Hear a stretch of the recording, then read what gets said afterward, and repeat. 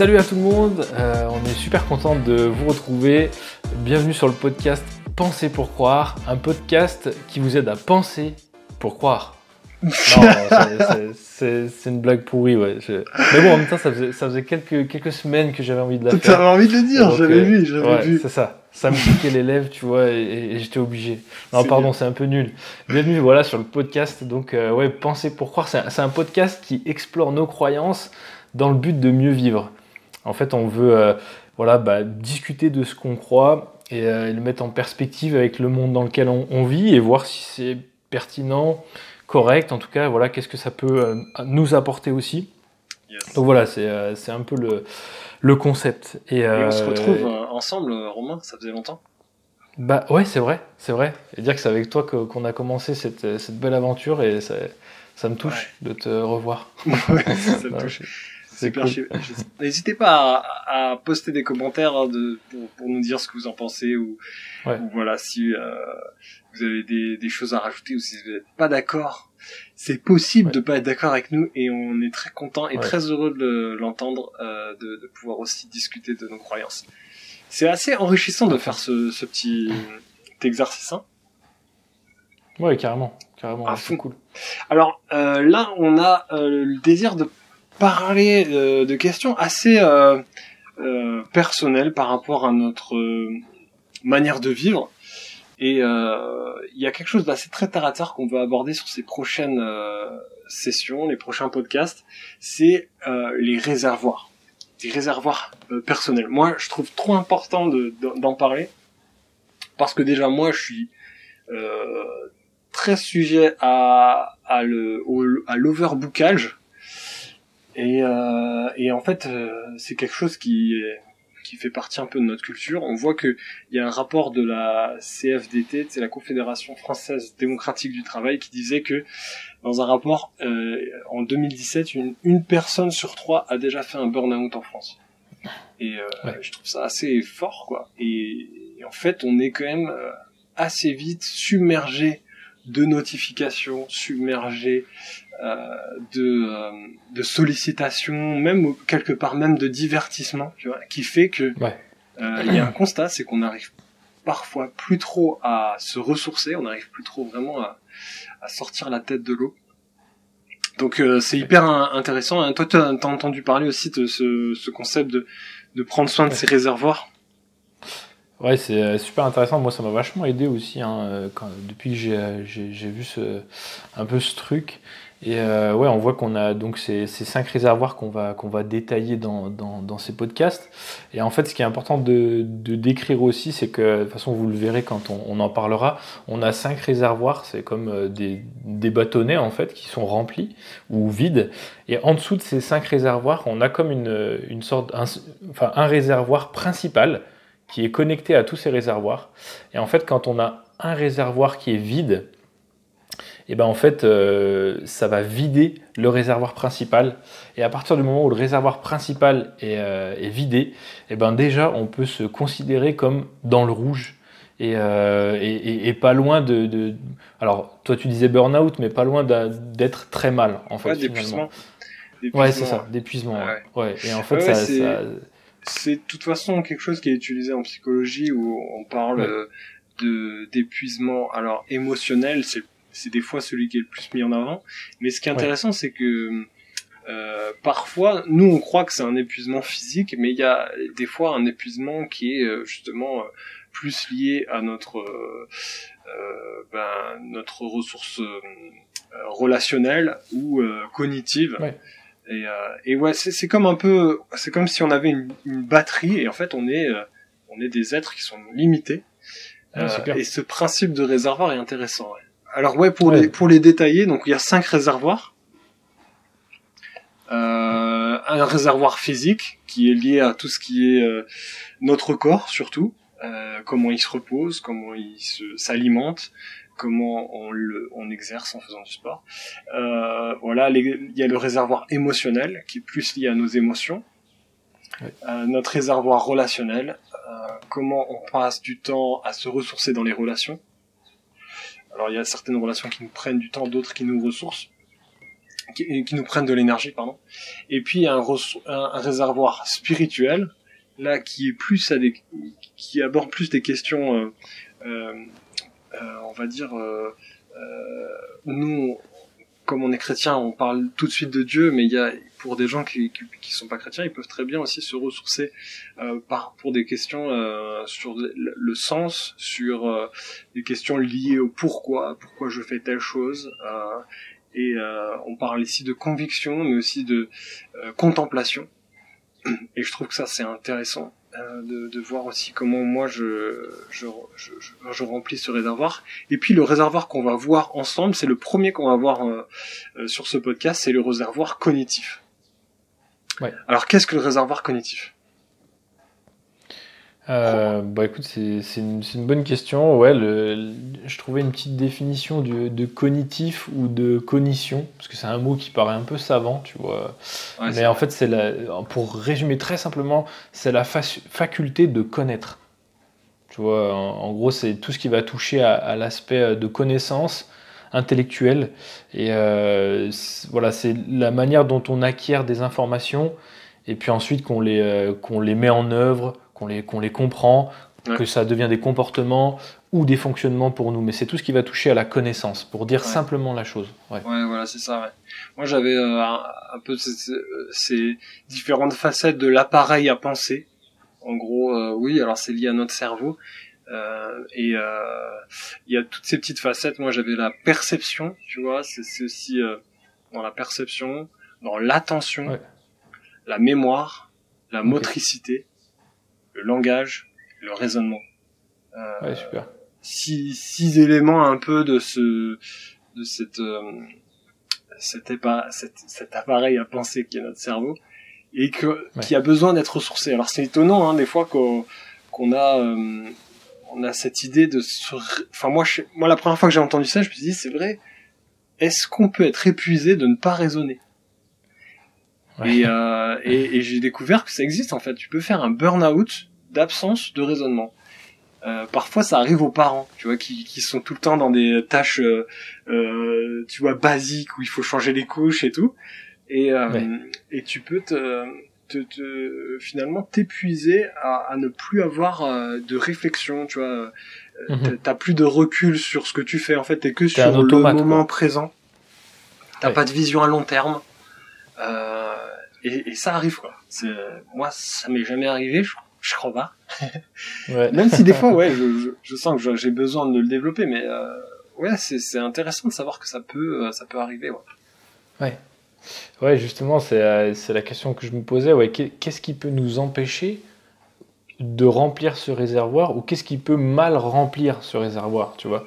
Bon, t'as déjà parlé un peu de l'aspect automatique et voilà cet argument que tu viens de donner, mais est-ce que t'as observé d'autres choses qui pouvaient nous empêcher ou mal remplir ce réservoir? Ouais, moi je dirais un des premiers trucs chez moi, c'est en fait de remplir ce réservoir que par des choses très rapides. Tu sais, comme voilà, moi je suis sur les réseaux sociaux, puis des fois tu as une quantité d'informations qui te semblent être intéressantes et alimenter ton cerveau, mais en fait ça ne permet pas à ton cerveau de vraiment digérer le truc. Et je trouve que des fois c'est un peu ce qui manque. Il y a quand même, je sais pas si ça t'est déjà arrivé de lire un bouquin qui te brasse et qui vraiment, tu vois, vraiment va te faire sortir de ton quotidien avec un vrai recul sur ton expérience à toi. Ça prend du temps de faire ça, en fait. Et je trouve que c'est là que tu te ressources plus que juste un post sur Instagram ou parfois, tu sais, sous couvert d'un film, tu penses un peu te ressourcer sur le plan cognitif, mais ton cerveau, il a pas le temps de vraiment poser une réflexion, tu vois. Ouais, d'approfondir, quoi, finalement. Ouais, c'est ça. C'est un obstacle, et toi ? Ouais, alors moi c'est pareil, c'est lié aussi à mon expérience. Je pense qu'il y a des personnes qui vont peut-être se reconnaître et d'autres pas, mais moi j'ai longtemps vu ce réservoir, un petit peu cet aspect comme réservé juste à certaines personnes. tu vois. Et en fait, Ouais. ce qui est faux finalement. Moi, j'avais l'impression que ce réservoir, en gros, c'était juste pour les intellectuels, tu vois, Ouais. qui devaient remplir ce réservoir. Ils avaient un besoin, tu vois, intellectuel. Et je pense que ça vient aussi de peut-être ma jeunesse. Quand tu es en cours, tu as souvent d'un côté, bon, quand tu es jeune, tu catégorises bien les choses comme Ouais, ça, c'est vrai. mais ceux que tu vas appeler les intellectuels, et puis tu as les autres. Moi, j'ai Ouais. souvent été dans les autres, tu vois, même tout le temps, en fait. Et je pense que tu as pas mal de personnes qui se disent qu'ils bon, ils n'ont pas besoin de remplir ce réservoir, qu'ils n'ont pas besoin d'être stimulés finalement intellectuellement. Enfin, tu vois, que Ouais, ça ouais. ne les concerne pas, tu vois. Et moi, je croyais un peu ça aussi pour moi. Et voilà, quelque chose qui peut finalement empêcher de remplir ce réservoir, c'est d'avoir une mauvaise vision de ce réservoir. Tu vois, c'est juste avoir Hmm. une mauvaise vision du truc, c'est-à-dire, ouais, c'est pour les intellectuels, c'est pour les gens qui, les penseurs, tu vois, mais les personnes Ouais. classiques, elles en ont pas trop besoin, comme tu dis, elles ont pas trop besoin de réfléchir, enfin, de faire travailler leur cerveau, tu vois, au quotidien d'une Ouais. manière volontaire. En fait, finalement, je pense que c'est pas tout à fait juste, et moi, ça m'a aidé, du coup, de comprendre ça. Donc, je pense que c'est aussi une question de vision qui peut nous empêcher parfois de faire travailler un petit peu cet aspect Ouais, cognitif, c'est tu vois. ça. C'est clair, on pense tout de suite que ça veut dire qu'on doit lire des livres de philosophie Ouais, c'est ça, c'est euh, ça. ouais, ou de théologie. Et, non, ouais, il y a Ouais, dans tous les domaines de toute façon qui nous ouais, passionnent, on peut avoir une réflexion et un recul sur comment je peux mieux faire. bien sûr, ouais, ouais, carrément. Ouais, c'est clair. Hein, en fait, je trouve que c'est intéressant. Et alors, moi, j'ai aussi noté qu'un des obstacles, c'est de rester tout le temps dans le même sens de pensée. C'est d'écouter tout ce qui va dans notre Ouais, sens ouais, d'accord. et j'aime bien. Il parle de métacognitif. Métacognitif, c'est l'idée que, euh, en fait, c'est surtout dans l'enseignement avec les enfants, ils essayent d'avoir ce métacognitif pour que les gens, enfin les enfants, aient du recul sur leur pratique. Et c'est une pédagogie qui essaye d'être un peu plus mise en place, c'est-à-dire que c'est un peu l'idée de s'auto-évaluer, d'avoir un D'accord. recul. Et je trouve parfois tu peux avoir des enseignements qui ou des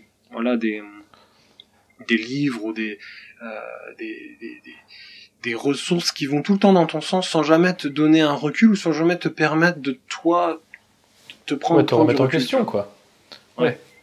Ouais, ouais. Et je trouve que des fois écouter des avis différents, euh, voilà, des débats ou chercher dans un autre secteur qui est pas vraiment de, tu vois, découvrir d'autres choses, ça fait aussi l'effet qui te ressource parce que du coup ça te redonne Ouais, un ça peu de fait travailler. recul, ton cerveau Ouais, reprend, s'approprie un peu ce qu'il entend et essaye de voir si dans ta pratique ouais, ça te parle quoi. ouais, ouais, ça fait travailler finalement ta réflexion, ouais, c'est clair. Ouais. C'est clair, ouais. Et du coup, il y a, ouais, est-ce qu'il y a quelque chose du coup qui, ou alors tu viens de parler de ça, de cet aspect de voir autre chose que ce qu'on connaît, que ce qu'on pense, mais est-ce qu'il y a des trucs encore un peu pratiques comme ça qui t'aident toi à remplir ce réservoir? Ouais. Alors ouais, moi, en tant que parent, alors moi je suis parent de 4 enfants et j'ai 2 métiers. Je suis pasteur, mais aussi graphiste à mon compte. Je t'avoue que voilà, depuis qu'on a, on va dire, le 3e enfant, ça a commencé vraiment à être compliqué d'avoir des temps de pause. C'est là qu'il faut être vraiment, faut se former et se rediscipliner, être un peu plus intentionnel dans ta manière de te ressourcer. Et, euh, et moi, j'avoue ouais, qu'il y a parfois des temps où je dois, plutôt que lire, parce que j'ai plus l'énergie pour lire, Ouais, j'écoute un livre audio, tu vois. ouais, Ou c'est top, ouais. j'écoute des podcasts. Les podcasts, c'est vrai que c'est assez cool, c'est quelque chose que tu mets pendant que tu vas au travail, dans la voiture, dans les moments un Ouais, peu morts comme ça, où tu peux écouter en faisant quelque chose qui te demande pas vraiment de la réflexion. Donc ça, c'est pour moi un des moyens que j'ai trouvé pour me ressourcer euh, ouais, en tant que parent, mari, avec des responsabilités. Donc voilà, avec un agenda assez chargé, quoi. ouais, ouais, tu m'étonnes. Ouais. Ouais, Toi, tu t'as m'étonnes. trouvé aussi des manières de te ressourcer? Ouais, moi j'ai un moyen, je dirais. Alors peut-être que c'est avec ma personnalité, mais je suis un peu, enfin, je suis quelqu'un d'assez passionné, tu vois, qui me passionne facilement pour les choses. Ouais. Et, et, et du coup, en fait, mais je pense que ça peut parler à tout le monde. quand j'aime un truc, je me dis que je vais essayer de pousser mes recherches sur ce sujet pour approfondir mes connaissances sur le truc, tu vois, en question. Ouais. Et je trouve que quand il y a quelque chose d'intéressant, je pousse la réflexion pour approfondir ma connaissance. Ça, c'est excellent. Et ce qu'il y a de bien avec ce réservoir, moi je trouve, c'est que tu peux faire fonctionner ton cerveau avec plein de trucs différents en fait. C'est ce que tu disais tout à l'heure. Tu as toute une multitude de choses qui peuvent stimuler ta connaissance. Et le top finalement, c'est d'allier l'utile à l'agréable à l'utile, tu vois, ou l'utile à l'agréable, je sais plus comment on dit, mais en gros tu vas mêler tes passions dedans. Ouais. C'est ça en fait. Et en fait, quand tu as un truc que tu aimes, finalement, c'est plus facile de réfléchir. Tu vois ce que je veux dire. Enfin, il y a plein de trucs qu'on aime bien et on peut faire fonctionner notre connaissance par rapport à ça. Et t'es pas obligé de remplir ce réservoir avec un truc barbant, si je peux dire avec mes propres mots, tu vois. Tu peux stimuler ton intelligence avec, je sais pas, l'astronomie. Bon, tu parlais de la philosophie, mais la technologie, la cuisine, tu vois, la musique, la mécanique moto, tu vois. En fait, voilà, tu peux faire travailler ton intelligence avec tout ça. Et ça m'aide de me dire, voilà, je peux pousser ma réflexion avec des trucs du quotidien que j'aime. Et t'as plein de livres, de documents là-dessus, mais ouais, moi je dirais d'allier un petit peu la passion, l'amour d'un truc avec la réflexion. Mais c'est souvent ce qu'on fait naturellement, finalement, si tu regardes bien. Ouais, c'est clair. Ouais, c'est intéressant. Et l'idée, c'est de nous poser aussi la question comment nous, notre foi, alors on est chrétien, et c'est intéressant de voir comment aussi notre foi, elle nous permet de vivre ça ou pas, hein, parce qu'elle peut peut-être nous permettre, et ça serait intéressant de voir aussi comment ça peut des fois nous desservir, mais comment notre foi donc chrétienne nous aide à relever le défi de remplir nos réservoirs. Je disais justement que parfois ça peut nous desservir, c'est que moi, il m'est déjà arrivé de trop remplir ce réservoir, réservoir, tu vois. D'accord. Je suis aussi passionné comme toi, tu vois, et enfin, je veux dire, quand j'ai des choses à cœur, des fois, je m'y mets à fond. Et j'ai déjà remarqué qu'en fait, tu peux aussi te surcharger d'enseignement et ne plus trop, enfin voilà, du coup, faire un peu une overdose. Ouais, ça te ressource plus, mais finalement, complètement. T'en as tellement que t'as même pas eu le temps de digérer le truc, quoi. Ouais, à fond. Ouais, ça m'est souvent arrivé. Alors je préfère, donc je voulais partager ça parce que je trouvais ça intéressant. Ouais. Toi, comment ta foi, elle t'aide? Ouais, moi, quand j'ai commencé à lire la Bible aussi, j'ai tout de suite eu un changement par rapport à ce sujet, tu vois. Pareil, quand t'es pas chrétien ou quand t'es pas croyant, t'as souvent l'image que le chrétien, il est un peu naïf, puis qu'il n'est pas forcément incité à penser, tu vois, mais juste à écouter puis à dire amen, en fait. Et c'est vraiment l'image, moi, que j'avais aussi. Alors, j'avais vraiment des images un peu bizarres, hein, tu vois, mais quand j'ai lu mais bon, en même temps, j'ai l'impression qu'il y a pas mal de gens qui voient les choses comme ça. Moi, j'étais de ce genre de personne. Et quand j'ai lu la Bible, j'ai tout de suite remarqué que dans plein de passages, Dieu, il incite, tu vois, les êtres humains à réfléchir, à se questionner et à comprendre. Et ça m'a parlé. T'as d'ailleurs des livres dans la Bible qu'on appelle les livres de sagesse, tu vois, comme par exemple le livre des Proverbes, où l'intelligence et la sagesse, elle est vraiment mise en avant, et elle est décrite comme quelque chose de très précieux, qui a une grande valeur, tu vois. Et quand tu lis la Bible, pareil, quand tu vois Jésus, il pose plein de questions. Il fait pas que de dire plein de trucs en disant voilà, faites ci, faites ça, faites ci. Non, tu vois, on voit qu'il pose des questions et qu'il suscite la réflexion chez ses interlocuteurs, tu vois. D'ailleurs, c'est étonnant la place des paraboles. On en a parlé une fois et je trouvais intéressant parce que il dit à un certain moment qu'il a choisi les paraboles pour cacher les choses à ceux qui ne cherchent pas, enfin, quelque part. Ouais, c'est ça, complètement. Il suscite vraiment, il veut susciter la recherche et du cœur, quoi, de la personne. Ouais, ça c'est top. Moi, en tout cas, c'est ça qui m'avait beaucoup parlé, tu vois, savoir que Dieu m'a créé comme un être doté d'une intelligence. Et que c'est voulu de Dieu que je réfléchisse, ça m'encourage justement à la réflexion et à prendre la réflexion comme un cadeau, tu vois, donné par Dieu finalement. C'est quelque chose que l'être humain a beaucoup, tu vois, tu disais avec le langage, ce genre de choses, et finalement c'est extra, et pour un peu finir ma pensée, il y a un proverbe justement dans le livre Proverbe de la Bible, c'est Proverbe 16, verset 16, c'est un verset, et c'est écrit « Acquérir la sagesse vaut bien mieux que l'or, acquérir l'intelligence est préférable à l'argent. » Et donc, tu vois, c'est un trésor aux yeux de Dieu, puisque c'est Dieu qui inspire ce verset. Et donc la réflexion, c'est quelque chose finalement à rechercher, tu vois. En tout cas, selon ce verset, moi, ça m'encourage, pour le coup. Ouais. À fond. Ouais, c'est intéressant. La question de la sagesse, finalement, tu sais, il y a C.S. Lewis qui disait, donc c'est un penseur anglais qui a longtemps athée, qui ensuite a finalement embrassé la foi chrétienne. Et en fait, il a écrit un livre sur le christianisme, les fondements du christianisme. Et il dit justement dans ce livre que il y a quelque chose d'assez spécial en l'homme, c'est sa recherche de bonheur. Et cette recherche, elle est naturelle, tu vois. Et justement, elle est intéressante à exploiter. Si maintenant nous on veut être heureux, tu vois, pourquoi ne pas chercher par tous les moyens d'être heureux, tu vois. Enfin, il encourage. C.S. Lewis, il dit que finalement c'est quelque chose qui l'a amené aussi à considérer Dieu, mais je trouve ça bien de se dire, bah tiens, j'ai un réservoir qui est là et qui et il y a un moteur que j'ai naturellement, c'est de chercher à être heureux. Pourquoi pas l'utiliser, tu vois, pour développer ce réservoir et remplir ce réservoir. Quand on a une approche spirituelle, moi je suis né dans une famille chrétienne, alors forcément j'ai été stimulé à la réflexion pourquoi, à la question de sens. On m'a posé régulièrement la question pourquoi tu fais ces choses-là et quel est ton but.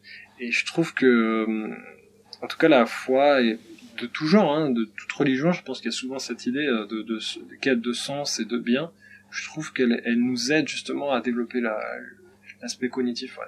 Il y a une vraie réflexion. Et moi, en tout cas, quand j'ai pas toujours été croyant, mais quand je me suis engagé dans un chemin de foi, parce que je suis pas tout de suite devenu chrétien. Moi, j'ai comme un peu cheminé. J'avais besoin de comprendre, j'avais besoin de capter, ouais. Ouais. Et ça m'a rassuré de voir que dans la Bible, par exemple, il y a beaucoup de choses intelligibles et qui t'aident aussi à avoir des réponses à des questions sur les questions de sens, de bien, de mal, sur la question de la souffrance. Tu vois, il y a des choses qui sont hyper intéressantes parce que ça fait partie de nos défis quotidiens, quoi. Ouais, bien sûr. Ouais, carrément. Ouais. Carrément. Et puis il y a une chose aussi que je notais, c'est ça rejoint un peu ce que tu disais, c'est que dans ma foi chrétienne, moi maintenant j'ai aussi la pratique quotidienne de lecture de la Bible. C'est quelque chose qui m'aide à comprendre Dieu. La Bible, c'est un des rares livres que tu lis pour connaître l'auteur.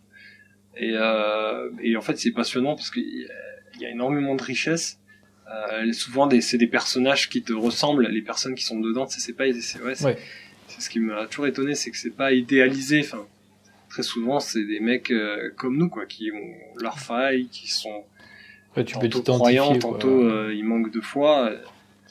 Et il y a ce verset qui dit dans 2 Timothée 3,16, toute écriture est inspirée de Dieu et utile pour enseigner, pour convaincre, pour corriger, pour instruire dans la justice, afin que l'homme de Dieu soit accompli et propre à toute bonne œuvre. Moi, il y a un vrai enjeu, en fait, dans la Bible, c'est que je vois, c'est qu'elle te percute, quoi. Je sais pas si ça t'est déjà arrivé, mais je crois que les moments, moi, où j'ai le plus été percuté dans mon réservoir cognitif, dans ma connaissance, moi, je peux le dire, c'est vraiment au contact de la Bible, quoi. C'est impressionnant comment elle te brasse, là le passage dit, elle te corrige tellement souvent. Tu as ce reflet de tes failles quand tu lis la Bible. C'est comme un miroir, tu vois, qui va te refléter les choses qui des fois que t'as un peu mis de côté, ou t'as oublié, ou t'as essayé de mettre de côté, ouais. Et je trouve que c'est très fort. Pour moi, la parole, elle stimule vraiment mon côté de réflexion, introspection sur ma manière d'agir. Ouais. Ouais, Je sais pas si ça t'arrive aussi, enfin si... Ouais, carrément. Ouais. C'est sûr que, comme tu dis, la parole, la Bible, en tout cas, elle te questionne, un petit peu comme on disait avec Jésus, quoi. Tu vois, elle te dit, mais toi, t'en es où, tu vois. D'habitude, on n'arrête pas de dire, ouais, mais tu vois, les autres, ils font ci, ils font ça. Puis la Bible, elle te dit, ouais, mais toi, tu fais quoi? Tu vois, elle te remet toujours à ta place. Et donc, ouais, ça te pousse à te poser des questions. Et c'est clair, ça te laisse pas tranquille, ça, c'est sûr. Tu vois, donc, mais c'est bon, c'est comme ça qu'on réfléchit. Donc, ouais, c'est top. C'est top, ouais, écoute, super pour ces arguments et on a l'habitude, pareil, à la fin de ces podcasts, de laisser un petit défi justement pour éviter de parler, tu vois, tout le temps, mais aussi de mettre en application, parce que ça fait partie un peu du processus aussi. Donc, ouais, est-ce que tu as un défi? Moi, j'avais pensé à quelque chose, mais vas-y, est-ce que tu as pensé à un truc par rapport à ça? Est-ce que tu as un défi par rapport au cognitif? Ouais, écoute, moi, un de mes défis perso, c'est de lire. Je suis dans une phase où, tu sais, bon, après, voilà, en tant que parent, on est plutôt fatigué, on a des excuses. T'as pas le temps, mais, ouais, c'est sûr. Mais je crois aussi que, pour moi, un de mes gros défis, c'est vraiment d'arrêter les écrans. J'ai envie de donner un défi à ceux qui nous écoutent, aux auditeurs, de prendre un livre et de se mettre à lire un livre sur ces prochaines semaines, et notamment un livre qui va vous bousculer. Si vous voulez des idées de bouquins qui vous bousculent, on pourra vous en proposer. Mais en ce moment, je lis un livre qui s'appelle Lettres à l'église de Francis Chan. Et voilà, ça bouscule en fait. C'est pas hyper...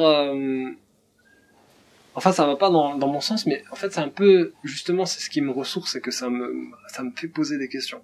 Alors, je crois qu'il y a un temps pour se ressourcer, on va dire, avec des belles histoires et à regarder des beaux films.